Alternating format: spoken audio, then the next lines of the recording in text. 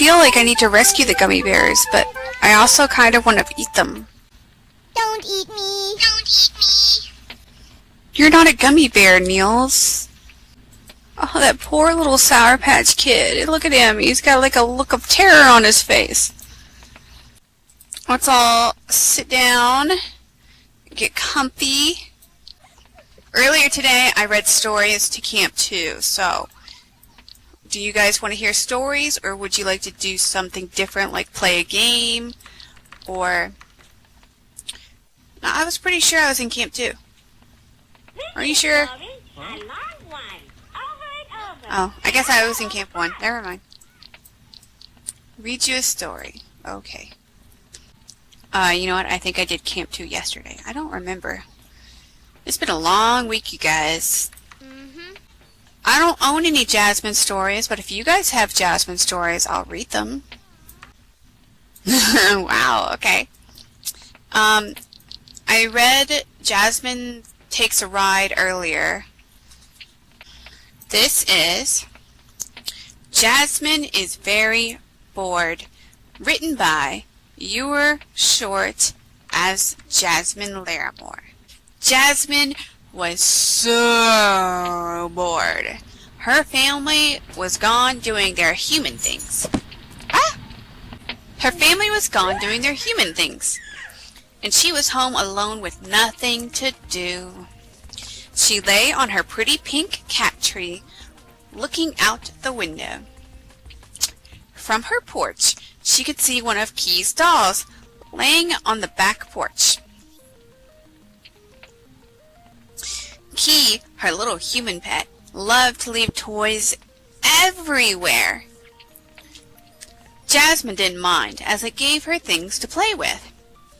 Suddenly, she had an idea. She jumped into the toy box where all the dolls had been put away neatly. She said, trying to start a conversation. When nobody answered, she got out and wandered off, looking for something else to do. Looking up, she could see a sailboat way up on the top shelf above the fireplace. Jasmine leaped up and just barely landed. She had to push herself up with her back paws to avoid falling. Once up, she pawed at the bottom of the boat, trying to make it sail. She had no success, as the boat was not on water. With a sigh of boredom, she looked around for something else to do. Aw, poor kitty. Poor little putty cat. Peering over the edge of the shelf above the fireplace, she could smell the melting wax from candles, and she could see the pretty flames. It was too far from her fur to cause any harm, so she lay there dangling over the edge and watching the flickering flames for a long time. When she got tired of that, she... a very bored meow, and jumped down in search of something else, anything else, to do. Jasmine's boredom was starting to make her think of bad things that might be fun. As she scanned the room, she spotted the pictures on the wall. She wanted to knock them down so she could pretend to be in them. Standing on her back paws and stretching up as far as she could, she reached up with her front paws and tried to snag one. They were too far away. She sighed deeply and walked off, looking for something else to do.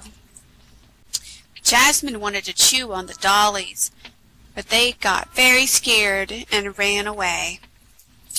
By this time, Jasmine was getting a little sad and feeling like she needed to do something drastic to have some fun. While laying on the sofa, she spotted something way up high that gave her some hope. She got down off the sofa, trotted over to the large bookshelf, and looked up with big, round eyes. Sitting on the very top shelf were two very beautiful butterfly dollies, and she wanted to play with them. She prepared for the long leap, wiggling her bottom while bracing herself against the carpet. to get a good lunch. Jasmine could only think of knocking those dollies to the floor and playing with them all day long. With that thought, she was in the air. Jasmine's claws made it, but sadly the rest of her did not. It was simply too far for her to make a good landing. The shelf below was too far for her to get a grip with her back paws, so she dangled there, helpless, for what seemed like forever. It was only a few seconds, really, and with a small squeaky meow, she retracted her claws and went down. Cats always land on their feet, right? She landed on her feet for sure, but one of her paws was hurt when she landed and she flopped over on her side, dizzy, startled, and a little sore. Her little heart was racing. Jasmine was tired of looking for something fun to do. She just wanted to lay there for a little while. Cats are not used to being embarrassed like this, and she was very grateful nobody was around to see what happened. Luckily, her paw wasn't broken. She licked it gently, and although it was a little tender, she knew it would be just fine. Jasmine had enough fun for the day, and after she groomed herself enough, she walked over to the carpet and lay down. As she lay there with her head on her paws, Jasmine realized she was happy enough to be laying on a soft, comfy carpet, safe and warm. She was content and lay quietly waiting for her family to return. The end. This is a story, a long one, over and over, and I've got all the fun. Joshy. Okay, another story. Let's read one more Jasmine story, and then if we still have time, I'll start reading Stinky Cheese Man. Jasmine has a bad dream. Aw, poor Jasmine. It was very late at night, and Jasmine was getting sleepy. On her way home, she hopped the fence at her human friend's house and walked through the yard. Suddenly, the scent of an animal caught her nostrils, and instead of going home, she went up to the door and started to meow.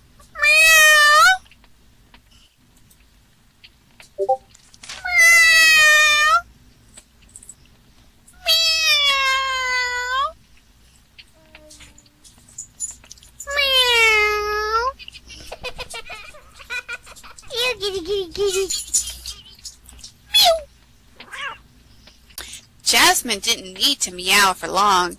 The door opened and out came everyone from inside.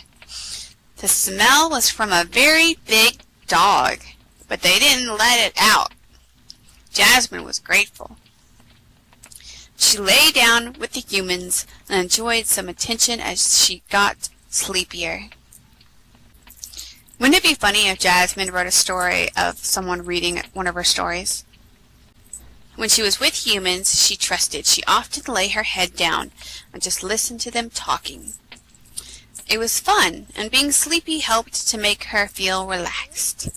She yawned, stretched, and put her head down on her paws, closing her eyes. Her purring was steady and deep as she drifted off to sleep. Her ears twitched and her paws flinched as she started dreaming. Jasmine usually thought of butterflies while falling to sleep. It made her happy and relaxed. It also helped her to dream of things that made her happy, like the day she met the human she was now visiting. She dreamed she was going through a window to visit Angela. She dreamed of meeting the little girl, Winter, who smelled like delicious fruit candy. They all lay on a big, comfy bed watching TV. It was so comfortable she nearly fell asleep. Jasmine's dream was making her ears twitch. Suddenly the dream turned a little sad, as dreams sometimes do. She dreamed of the day Winter jumped off the wall and hurt her leg. She watched Jasmine jump from the wall to the roof and thought she, too, could do it. Jasmine's heart was pounding and she meowed in her sleep. In her dream, Jasmine's paws went crazy as she relived how she wailed and ran out the door on her way to the clinic. Winter's mama picked her up, and they followed close behind. At the clinic, Winter was put on a table, and Jasmine found a first aid kit. Winter's mama, Athena, used the kit and other stuff she found to set Winter's leg in a cast. When the little girl cried in Jasmine's dream, Jasmine let out a whimpering. Jasmine's sleep became very unsettled. Jasmine suddenly jumped up and gave the little girl a fright. Her dream was just a nightmare, and when her heart rate settled, she put her paw on the little girl's leg, licked her, and meowed at her sadly. The other family members were also startled by how quickly Jasmine went from a peaceful sleep to getting very agitated. They knew she had a nightmare, so they all took turns soothing her with gentle petting. They told her everything was okay and it was just a dream. Jasmine felt very reassured. Jasmine was so tired that she put her head back down, closed her eyes, and drifted off to sleep. She wasn't worried about another bad dream because she was sure that everything was just perfect. The little girl was safe and she was surrounded by really nice humans. She dreamed of butterflies again and flowers and duckies and mice, and it was very peaceful. The end. Okay, one more story. Stinky Cheese Man. How many of you guys have heard this one? What is this doing here? This is ugly. Who is this ISBN guy? Who will buy this book anyway? Over 50 pages of nonsense, and I'm only in 3 of them. Blah, blah, blah, blah, blah, blah, blah, blah, blah, blah, blah, blah, blah. I have found a kernel of wheat, said the little red hen. Now who will help me plant this wheat? Where's that lazy dog? Where's that lazy cat? Where is that lazy mouse? Wait a minute. Hold everything. You can't tell your story right here. This is the end paper. The book hasn't even started yet. Who are you?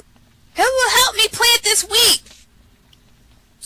I'm Jack, the narrator, and no, I can't help you plant the wheat.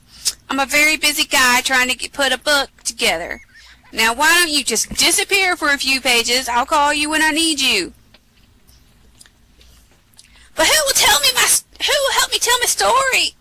Who will help me draw a picture of the wheat? Who will help me spell the wheat? Listen, hen. Forget the wheat. Here comes the title page. Title page for the Stinky Cheese Man and Other Fairly Stupid Tales. This book is dedicated to our close, personal, special friend, your name here, J.S. and L.S. I know, the page is upside down. I meant to do that. Whoever looks at that dedication stuff anyhow, if you really want to read it, you can always stand on your head. A long time ago, people used to tell magical stories of wonder and enchantment. Those stories were called fairy tales. Those stories are not in this book. The stories in this book are almost fairy tales, but not quite. The stories in this book are fairly stupid tales. I mean, what else would you call a story like Goldilocks and the 3 elephants? This girl walking through the woods smells peanut porridge cooking. She decides to break into the elephant's house, eat the porridge, sit in the chairs, sleep in the beds. But when she gets in the house, she can't climb up on baby elephant's chair because it's too big. She can't climb up on mama elephant's chair because it's much too big. And she can't climb up on papa elephant's chair because it's much, much too big. So she goes home. The end. And if you don't think that's fairly stupid, you should read Little Red Running Shorts, or maybe The Stinky Cheese Man. In fact, you should definitely go read the stories now, because the rest of this introduction just kind of goes on and on. It doesn't really say anything. I stuck it on the end here so it would fill up the page and make it look like I really knew what I was talking about. So stop now. I mean it. Quit reading. Turn the page. If you read this last sentence, it won't tell you anything. Jack, Up the Hill, Fairy Tale Forest, 1992. Surgeon General's warning. It has been determined that these tales are fairly stupid and probably dangerous to your health. Chicken Lickin'. Once upon a time, Chicken Lickin' was standing around with a piece of something fell on her head. She wasn't the brightest thing on two legs, so she started running around in circles, clucking, "The sky is falling! The sky is falling! We must tell the president!" Squawk! Chicken Licken ran to her friend Ducky Lucky and clucked, "Ducky Lucky! Ducky Lucky! The sky is falling! The sky is falling! We must tell the president!" Quack! "Let's go!" quacked Ducky Lucky. Chicken Licken and Ducky Lucky ran to their friend Goosey Lucy and yelled, "Goosey Lucy! Goosey Lucy! The sky is falling! The sky is falling! We must tell the president!" "Let's go!" Quack! Chicken Licken, Ducky Lucky, and Goosey Lucy ran to their friend Cocky Locky and yelled, "Cocky Locky! Cocky Locky! The sky is falling! The sky is falling! We must tell the president!" "Let's go!"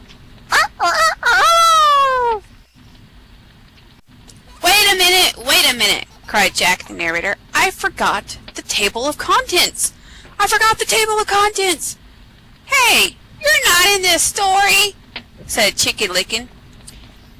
"I know," said Jack the narrator, "but I came to warn you the table of contents is—" "The sky is falling! The sky is falling!"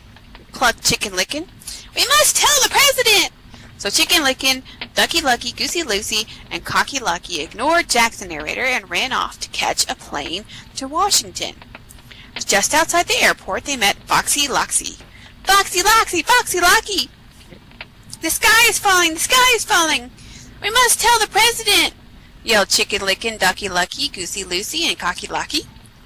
"Well, come with me," said Foxy Loxy, and I'm not doing a fox scream because you know for a fact that that's loud. "I know a shortcut to the airport." Foxy Loxy led Chicken Licken, Ducky Lucky, Goosey Lucy, and Cocky Lucky to his cave. He didn't get to eat them, though, because Chicken Licken was almost right. The sky wasn't falling. The table of contents was, it fell and squashed everybody. The end.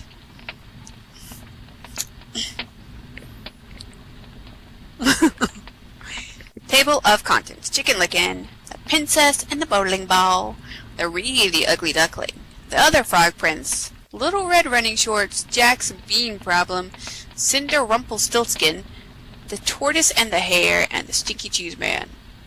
The boy who cried cow patty. The princess and the bowling ball.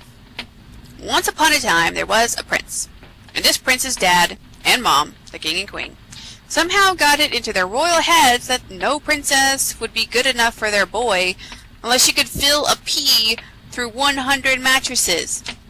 So it should come to as no surprise that the prince had a very hard time finding a princess.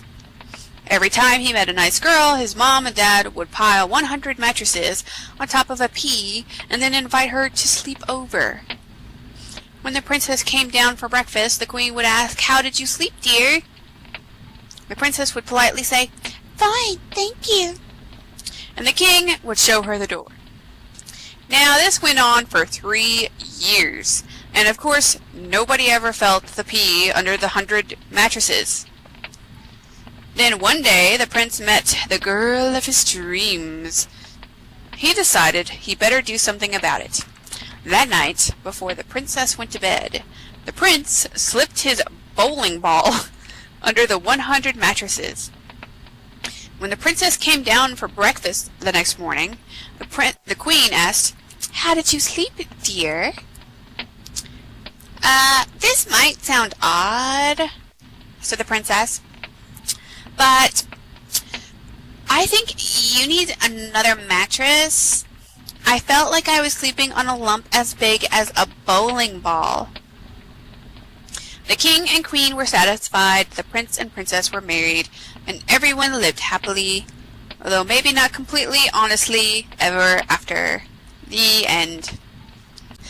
Once upon a time, there was a mother duck and a father duck who had 7 baby ducks. 6 of them were regular-looking ducklings. The 7th was a really ugly duckling. Everyone used to say, "What a nice-looking bunch of ducklings, all except that one. Boy, he's really ugly." The really ugly duckling heard these people, but he didn't care. He knew that one day he would probably grow up to be a swan and be bigger and look better than anything in the pond. Well, as it turned out, he was just a really ugly duckling, and he grew up to be just a really ugly duck. The end. Aww. God, it looks like that duck got hit in the face with a shovel.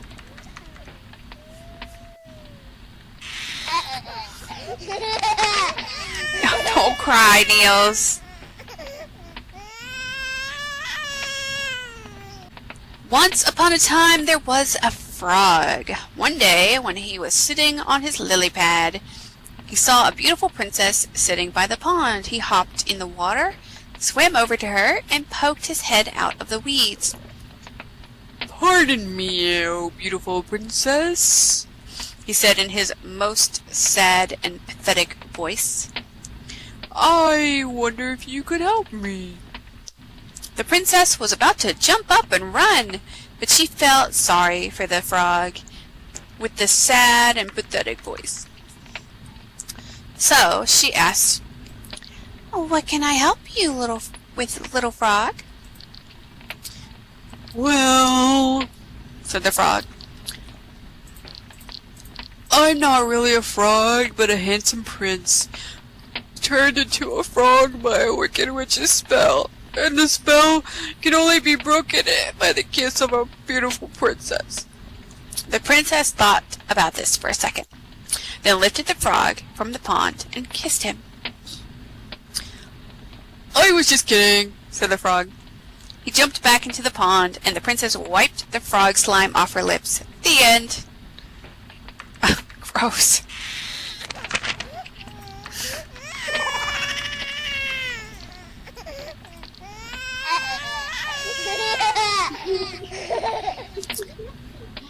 I wonder if that's how Niels became a prince. "Okay, I've got things running smoothly now," said Jack the narrator. "And this next story is even better than the last 3. See, it's about this girl who runs very fast and always wears red running shorts. That's where her name comes from. Get it? So anyway, this girl is running to her granny's house and she meets a wolf. He tricks her into taking the long way while he takes the shortcut.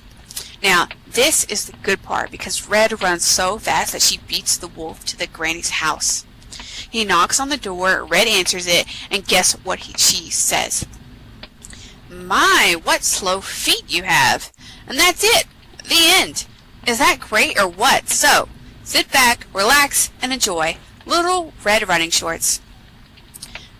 And now, like I said, Little Red Running Shorts. You just told the whole story, says Little Red Running Shorts. We're not gonna tell it again. You can't say that, says Jack. You have to start with Once Upon a Time. No way, says the wolf. You blew it. But you guys are next. Look at the title page at the top. Look at the title at the top of the page. Little Red Running Shorts. That's you. Let's go, wolf. We're out of here. Wait, you can't do this. Your story is supposed to be 3 pages long. What do I do when we turn the page? I planted the wheat, I watered the wheat, I harvested the wheat. Now do I get to tell my story? Said the little red hen. Say, what's going on here? Why is this page blank? Is this my page? Where is that lazy dog? Where is that lazy cat? Where is that lazy mouse? How do you expect me to tell the whole story by myself? Where is that lazy narrator? Where is that lazy illustrator? Where is that lazy author? Jack's bean problem. Forget that hen. Now it's time for the best story in the whole book. my story. Because once upon a time, I traded our cow for 3 magic beans. And, hey, Giant! What are you doing down here? You're wrecking my whole story! I don't like that story, said the Giant. You always trick me. That's the best part, said Jack. Fine, Furry. I've made my own story. Great rhyme, Giant. And I'm sure your story is just as good. But there's no room for it, so why don't you climb back up the beanstalk? I'll be up in a few minutes to steal your gold and your singing harp. I'll grind your bones to make my bread. I knew you'd understand. And there's another little thing that's been bugging me. Could you please stop talking in uppercase letters? It really messes up the page. I will read my story now, said the Giant, and he did. Giant story. The end of the evil stepmother said, I'll huff and stuff and give you 3 wishes. The bears changed into 7 dwarves happily ever after, for a spell had been cast by a wicked witch once upon a time. That's your story? Said Jack. You've got to be kidding. That's not a fairly stupid tale. That's an incredibly stupid tale. That's an unbelievably stupid tale. That is the most stupid tale I've ever... The Giant grabbed Jack and dragged him to the next page. Once upon a time there was a giant. The giant squeezed Jack and said, Tell me a better story or I will grind your bones to make my bread. And then, when your story is finished, I will grind your bones to make my bread anyway. Ha ha ha! Giant laughed an ugly laugh. Jack thought, He'll kill me if I do it. He'll kill me if I don't. There's only one way to get out of this. Jack cleared his throat and began his story. Once upon a time there was a giant. The giant squeezed Jack and said, Tell me a better story or I will grind your bones to make my bread. And when your story is finished, I will grind your bones to make my bread anyway. Ha ha ha! The giant laughed an ugly laugh. Jack thought, He'll kill me if I do it. He'll kill me if I don't. There's only one way to get out of this. Jack cleared his throat and began his story. Once upon a time there was a giant. The giant squeezed Jack and said, Tell me a better story or I will grind your bones to make my bread. And when your story is finished, I will grind your bones... Blah, blah, blah, blah, blah. Ha ha ha! Giant laughed an ugly laugh. Jack thought, He'll kill me if I do it. He'll kill me if I don't. There's only one way to get out of this. Jack cleared his throat and he began his story. Once upon a time there was a giant. The giant squeezed Jack and said, Tell me a better story and I'll grind your bones to make my bread. And when the story is finished, I will grind your bones to make my bread anyway. Ha ha ha! And na. On and on forever. I had to stop reading because the text got too tiny for me to see.